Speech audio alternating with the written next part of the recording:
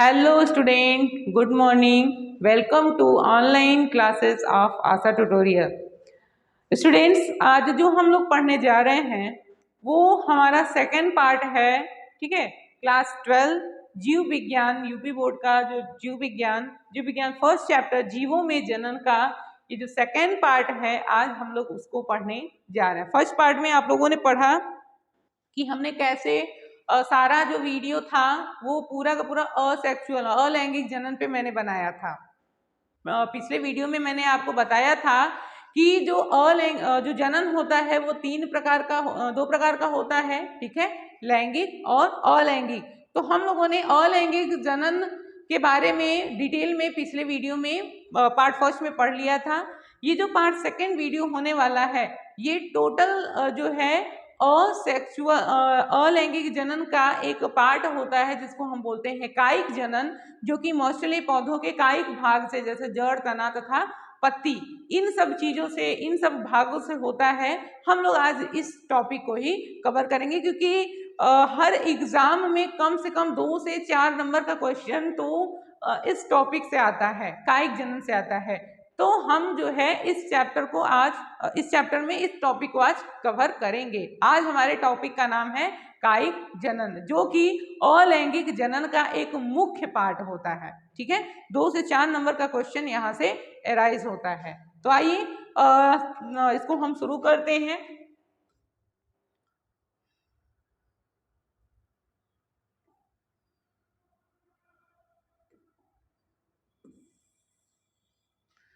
तो फ्रेंड्स, जैसा कि आपको पता है कि अलैंगिक जनन क्या होता है, मैंने पिछले क्लास में ही आपको बताया था कि अलैंगिक जनन जीवों में जनन होने वाली एक ऐसी प्रक्रिया होती है जिसमें एक जनक के द्वारा जो जनन की संपूर्ण प्रक्रिया है वो पूर्ण हो जाती है। इसमें कोई ये मायने नहीं रखता कि हाँ नर युग्मक होने चाहिए, नर जननांग होना चाहिए और मादा जननांग होना चाहिए। ये केवल और केवल मैटर करता है किसमें?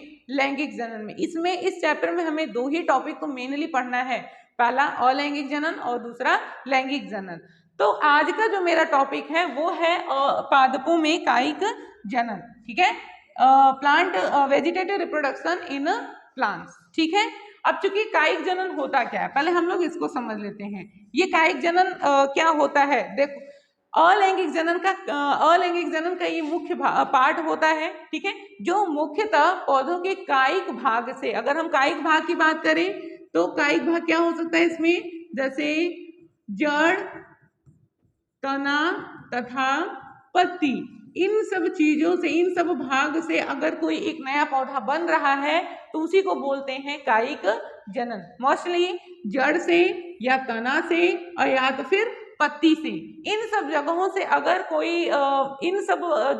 अगर कोई नया प्लांट एराइज हो रहा है, कोई एक नया पौधा बन रहा है तो उसको हम बोलते हैं कायिक जनन। यहाँ पे हमने डेफिनेशन भी लिखा हुआ है कि मात्र पौधों के कायिक अंगों द्वारा, ठीक है, मात्र पौधों के कायिक अंगों द्वारा नए पौधों का जो निर्माण होता है उसी को हम कायिक प्रवर्धन या फिर कायिक जनन कहते हैं। ठीक है, इस प्रक्रिया में एक नए पौधे का बनना, ठीक है, मात्र पौधे के किसी एक भाग से बनता है। ठीक है, मतलब कि कोई भी मदर प्लांट है, कोई भी मात्र पादप है, उससे एक नए पौधे का निर्माण हो जाता है, वो भी कायिक भाग से, मतलब जड़, तना तथा पत्ती से। ठीक है, कायिक जनन मुख्यतः 2 प्रकार के होते हैं। ठीक है, एक प्राकृतिक कायिक जनन होता है और दूसरा कृत्रिम कायिक जनन होता है। मतलब प्राकृतिक में कह सकते हो कि जो पौधा होता है, पौधे का जो कायिक भाग होता है वो खुद ब खुद एक नए पौधे का निर्माण करना शुरू हो जाता है, कर देता है। लेकिन अगर हम कृत्रिम कायिक जनन की बात करें तो कृत्रिम कायिक जनन एक ऐसा प्रक्रिया होता है जिसमें कि मानव के द्वारा ये एक प्रकार का जनन करवाया जाता है। जैसे कि एग्जाम्पल में बात करूं, जितने भी संकरण युक्त पौधे हमारे सामने आते हैं वो सब के सब कृत्रिम कायिक जनन के एग्जाम्पल्स होते हैं। हम लोग प्राकृतिक कायिक जनन के भी पार्ट्स को हम डेली अपने सीजनली फसलों में ऑब्जर्व कर सकते हैं, जैसे कि आलू हो गया, प्याज हो गया, जिंजर, अदरक हो गया। इन सब में हम देखते हैं कि जब उनका ग्रोइंग रीजन आता है या उनका रिप्रोडक्टिव टाइम आता है तो वो एक कलिकाओं का निर्माण करना शुरू कर देते हैं और वहीं से एक प्लांट का निर्माण हो जाता है। तो यहाँ पे हम लोग पहले प्राकृतिक कायिक जनन को एक्सप्लेन करेंगे कि ये क्या होता है। मतलब प्राकृतिक कायिक जनन पौधों में होने वाला एक ऐसा जनन होता है, ठीक है, जो खुद ब खुद, ठीक है, जड़ तना तथा पत्तियों द्वारा यह क्या होता है, क्रिया पूर्ण होता है। ठीक है, मतलब कि ये जो प्राकृतिक कायिक जनन होता है वो एक ऐसा मेथड होता है जिसमें कि जो ये जनन होता है वो मुख्यतः जड़, तना तथा पत्तियों के द्वारा यह क्रिया क्रियान्वित होती है। ठीक है, जैसे अगर हम बात करते हैं, पहले हम तना की बात कर लेते हैं। किसकी? तना की अगर हम बात कर लें तो तना में हम बात कर लेते हैं भूमिगत तना की। ठीक है, भूमिगत तना में क्या होता है, मतलब वो पार्ट, ठीक है, तने का जो मुख्य भाग होता है वो भूमिगत वृद्धि करता है। ठीक है, मतलब कि जमीन से अटैच होकर के, जमीन से जुड़ करके वो वृद्धि करता है। ठीक है, और मैक्सिममली ये भोजन संग्रहण करने वाले अंग के रूप में रूपांतरित हो जाता है। ठीक है, परंतु कुछ कायस्थ कलिकाएं होती हैं, ठीक है, एक बर्ड्स निकलती, कलिकाएं निकलती हैं जिनसे कि उसका एक नए पौधे का निर्माण होता है। जैसे इसके 3 प्रकार होते हैं, यहाँ पे मैंने एक्सप्लेन भी किया हुआ है, कंद, प्रकंद तथा घनकंद। ठीक है, आइए हम लोग पहले बात करते हैं कंद, मतलब कि ट्यूबर की। ठीक है, ट्यूबर बेसिकली हमें किसमें देखने को मिलता है, आलू में। ठीक है, जैसा कि यहाँ पे हमने ये डायग्राम भी दिखाया हुआ है कि ऊपर इसका सॉल वाला रीजन है और ये नीचे देखो छोटी छोटी आँखाएं निकलती हैं, कलिकाएं निकलती हैं। उसको हम 2 पार्ट में, जितनी कलिकाएं निकलती हैं उसको 2 पार्ट में हम काट करके अलग अलग जगह पे रख देते हैं, तो वहां से एक नए पौधे का निर्माण हो जाता है। तो यहाँ पे वही है कि उसी को हम बोलते हैं कंद या फिर ट्यूबर। ठीक है, मतलब आलू के कंद पर जो आँखाएं निकलती हैं, आंखें निकलती हैं, जिससे कलिकाएं सल्क पत्रों से ढकी हुई होती हैं और यह कलिका अनुकूल समय आने पर अंकुरित होकर के एक नए पौधे का निर्माण कर देती है। ये देखो यहाँ पे ये फूड स्टोरेज वाला कंडीशन बताया गया, जैसे जैसे बिंदु लय के स्ट्रक्चर बना हुआ है। आगे देखते हैं, ठीक है, प्रकंद। ठीक है, थोड़ा सा मिस प्रिंट हो गया यहाँ पे, कलम लगाना तो वो तो कृत्रिम में आ जाएगा। प्रकंद, राइजोम, राइजोम में बात करते हैं हम, यह मृदा के भीतर वृद्धि करता है। ठीक है, और इस पे पर्व तथा पर्व संधियां निकली होती हैं और ये भी सल्क पत्रों से ढका हुआ होता है, एक प्रोटेक्टिव लेयर होता है, सल्क पत्रों से ढका रहता है और इनसे नए पौधे का निर्माण हो जाता है। ठीक है, एक छोटी छोटी इसमें भी पर्व संधियां निकली हुई होती हैं। यहाँ पे देखिए राइजोम दिखाया गया है। ठीक है, थोड़ा सा मैं बड़ा करके दिखा देता हूँ आप लोगों को। ठीक है, ये राइजोम निकला हुआ है। ठीक है,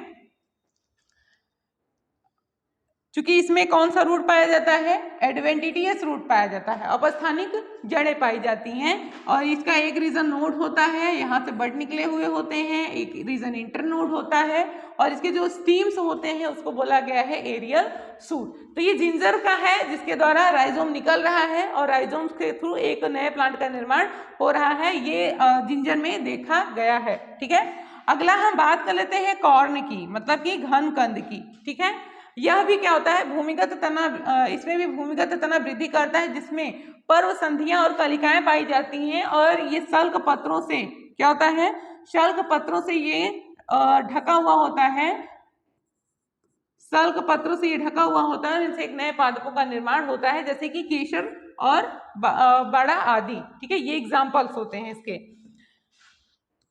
आगे ये जैसे ये एग्जाम्पल है, ठीक है, यहाँ पे ये इसका स्टाइलस वाला रीजन होता है। ठीक है, जैसे कि जो फ्लावर लाइक स्ट्रक्चर में पाया जाता है, ये इसका मेल इन्फ्लोरेसेंस होता है, मेल पार्ट्स होता है और ये फीमेल इन्फ्लोरेसेंस होता है। ठीक है, इसमें रिप्रोडक्शन करने के लिए मेनली इसका जो ये स्टाइलस वाला रीजन होता है यही जो है ग्रो करवाता है, एक नए प्लांट का डेवलपमेंट हो जाता है। आइए नेक्स्ट हम बात कर लेते हैं दूसरा जो मेथड होता है जड़ों द्वारा। ठीक है, कुछ पौधे ऐसे होते हैं जो जड़ों द्वारा क्या करते हैं, कायिक जनन को कंप्लीट करते हैं। जैसे कि कुछ पौधों में जड़ों द्वारा कायिक जनन पूर्ण होता है, जैसे कि शकरकंद हो गया, सतावर हो गया। ठीक है, इनमें जड़ों से जो है एक अपस्थानिक कलिकाएं निकलती हैं और वो अपस्थानिक कलिकाएं एक नए प्लांट का निर्माण कर देती हैं। ठीक है, उसके बाद थर्ड ऑफ देम, पत्तियों के बारे में हम देख लेते हैं कि पत्तियों से कैसे निकलती हैं। पत्तियों द्वारा जो कायिक प्रवर्धन होता है वो बेसिकली हमें कम देखने को मिलता है। जैसे मैं आप बात करता हूँ ब्रायोफिलम, बिग्नोनिया और कैल्शियम में, ठीक है। तो इनमें क्या होता है कि इनके लीफ पर छोटी छोटी कलिकाएं निकली हुई होती है और ये जिस जगह पे गिरती हैं और सॉइल के कांटेक्ट में आती हैं तो एक नए पौधों का निर्माण करना शुरू कर देती हैं। यहाँ पे ब्रायोफिलम की पत्ती और बिग्नोनिया की पत्ती दोनों को यहाँ पे दिखाया गया है और इनकी पत्तियों से जो है एक पौधे का निर्माण हो जाता है, ठीक है। अगला दूसरा हम बात कर लेते हैं कृत्रिम कायिक प्रवर्धन, जो कि मानव के द्वारा पूर्ण होता है, ठीक है। इसमें किया क्या जाता है, बेसिकली इसमें 3 पार्ट्स होते हैं, ठीक है। कलमी करना, दाब लगाना और तीसरा रोपण करना, ठीक है, कटिंग, ग्राफ्टिंग एंड लेयरिंग का। तो अगर हम बात करते हैं कलमी लगाना, ठीक है, तो कलमी लगाने में इसमें क्या होता है कि इस विधि में जो पौधे हम लेते हैं जिसका कि हमें कटिंग करना है उसको छोटे छोटे और टहनियों में हम तोड़ देते हैं। किसमें?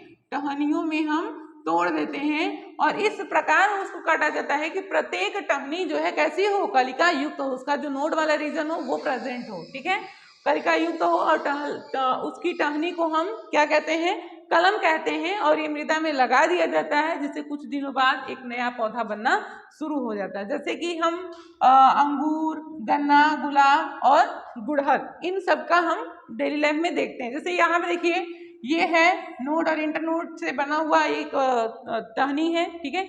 इसको जब हम इस तरह से दबा करके सॉइल में, ठीक है, इस तरह से दबा करके सॉइल में इसको जब हम रखते हैं तो यहाँ से एक जड़ निकलता है, एक पौधे निकलते हैं, ठीक है, जो कि एक पौधे का, एक फुल्ली ग्रोइंग पौधे का निर्माण यहाँ से हो जाता है, ठीक है। अब अगर हम दाब लगाने की बात करें तो दाब लगाना यहाँ पे क्लियरली डायग्राम में दिखाया गया है कि जैसे कि एक पौधा था, पौधे के स्टीम को क्या किया गया, तने को कुछ दबा करके, मतलब झुका करके दबा दिया गया सॉइल में, ठीक है, और जो पार्ट झुका हुआ था, मतलब दबा हुआ था, वहां से एक रूट निकला, ठीक है, और ये फिर रूट इसको हम काट के मेन जो मुख्य पार्ट था पौधे का, जो जिसको मात्र पादप कहते हैं, उसको हम अलग कर दिए, ठीक है, और यहाँ से एक नए पौधे का निर्माण हो गया। मतलब ये भूमि के अंतर्गत, भूमि के निकट स्थित शाखाओं से कुछ भाग को मृदा में दबा दिया जाता है और यहाँ से, ठीक है, नई शाखाएं निकलती हैं, ठीक है, या जड़ें कह सकते हो निकलती हैं और मुख्य तने से इनको फिर अलग कर दिया जाता है और स्वतंत्र होकर के एक नए पौधे का निर्माण कर देती हैं। आगे ये नेक्स्ट हम बात कर लेते हैं रोपण की, लास्ट विधि रोपण, ठीक है। क्या होता है रोपण में कि इस विधि में, मतलब कि जो नए नए किस्में हमें, इस विधि में हम नई तरह की नई किस्में बनाते हैं, ठीक है। मतलब बेसिकली हमने अभी बताया कि हाइब्रिडाइजेशन, ठीक है, संकरण का जो मेथड होता है वो हम रोपण के द्वारा ही कंप्लीट करते हैं। इसमें एक पौधे को निम्न जाति के पौधे को उच्च जाति के पौधे से उसको क्या किया जाता है और जोड़ा जाता है, जैसे कि यहाँ पे दिया गया है, ठीक है। अलग अलग पौधे के भागों को जोड़ते हैं और एक जड़ सहित पौधे को कटे तने पर, जिसे हम स्टॉफ कहते हैं, ठीक है, दूसरे पौधे के प्ररोह की टुकड़े से फिर उसको जोड़ दिया जाता है और दो भिन्न पादपों को इस तरह से जोड़ा जाता है कि वो एक ही पौधे के रूप में जीवित रहे। जैसे यहाँ पे देखिए हम एक निम्न श्रेणी के पौधे लिए हैं और दूसरे उच्च श्रेणी के पौधे के तनों को लिए हैं और दोनों को यहाँ पे जोड़ दिए हैं, जिससे कि एक जो है कंप्लीट प्लांट का निर्माण हो गया है। तो बेसिकली संकरण युक्त पौधे इसी मेथड्स के द्वारा बनाए जाते हैं, ठीक है। एक विधि है जिसको हम माइक्रो प्रोपागेशंस कहते हैं, ठीक है। माइक्रो प्रोपागेशंस क्या होता है, ठीक है, ये बेसिकली हम लैब में प्रोवाइड कराते हैं। जो जिस पौधे का हमें मतलब जिस पौधे का हमें संकरण नया पौधा बनाना है, ठीक है, उसके हम टिश्यूज को लेते हैं, उसके हम ऊतक को लेते हैं और ऊतक को लेकर के हम उस मेथड्स को कंप्लीट करते हैं। ये पूरी समरी दी गई है कि इस विधि में मात्र पौधों के थोड़ी सी ऊतक से हजारों की संख्या में पौधों को प्राप्त किया जाता है। मतलब कि केवल मात्र पादप के एक थोड़े से ऊतक से कई सारे पौधे बना दिए जाते हैं। इस विधि में सबसे पहले प्रवर्धन करा होता है, जिसकी भाग से ऊतक को मतलब काट के अलग किया जाता है और अलग करने के बाद उसका फिर संवर्धन होता है, उसको क्या कहते हैं, उसको कल्चर किया जाता है, संवर्धित किया जाता है, जिससे कि वृद्धि होती है फिर उनकी कोशिकाओं, मतलब जिससे कोशिकाओं के जो गुच्छे होते हैं वो बन जाते हैं, जिसके हम कैलस कहते हैं, और इस कैलस को लंबे समय तक के लिए सुरक्षित रखा जाता है और फिर आवश्यकता पड़ने पर उस कैलस के छोटे छोटे टुकड़ों को हर जगह मतलब कहीं लगा देते हैं और वो एक नए पौधे का विकास कर देता है। यहाँ पे जैसे देखिए, जैसे कि यहाँ पे ये सूट एपेक्स है, मतलब कि एक ऊपर का रीजन है, ठीक है। इसके हम मेरिस्टेम करके इसके रीजन को कट करते हैं, प्राइमरी कल्चर इसका करते हैं, फिर सूट डेवलपमेंट यहाँ से देखो दिखना शुरू हो गया है, फिर रूटिंग इन प्लांट्स हो गया, मतलब कि धीरे धीरे प्लांट का बढ़ना शुरू हो गया, ठीक है। अब इसको हम निकाल करके गमले में पॉटेड कर देते हैं, मतलब कि लगा देते हैं पौधे को, ठीक है। तो ये जो एक पूरा डायग्राम है ये माइक्रो प्रोपागेशन का है। ये जो डायग्राम दिख रहा है ये एक पूरा का पूरा माइक्रो प्रोपागेशन का है, सूक्ष्म प्रवर्धन का है, ठीक है। तो ये था आज का हमारा लेक्चर, ठीक है। अगला जो लेक्चर होगा, ठीक है, वो लैंगिक जनन का होगा। तो ये वीडियो अगर आपको पसंद आया तो लाइक करिएगा, सब्सक्राइब करिएगा और शेयर करिएगा। नेक्स्ट क्लास में हम लोग फिर मिलेंगे। Thank you so much.